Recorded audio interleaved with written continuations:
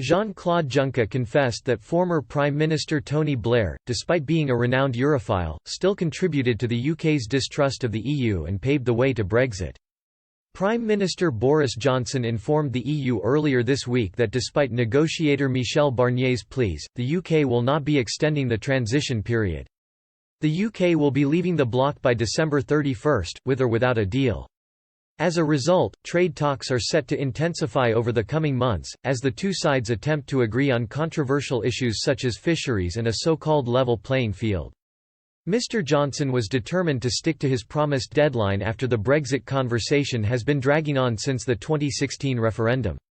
The UK's Euroscepticism had been growing for several decades before the referendum, but the former European Commission President Jean-Claude Juncker once claimed that pro-EU Prime Minister Tony Blair may have exacerbated it.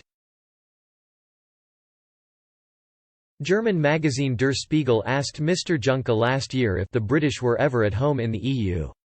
He replied, "That is indeed the fundamental question.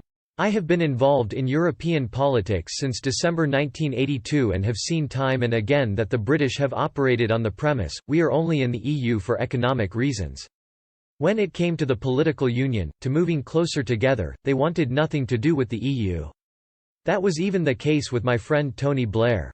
If you stick to that narrative for over 40 years, it should not come as a surprise when people remember it during the referendum." Yet Blairites may argue Mr. Blair actually welcomed wider integration of the bloc in 2004. Yet, this move, too, has been credited with causing disruption within the UK by many anti-EU critics over the years.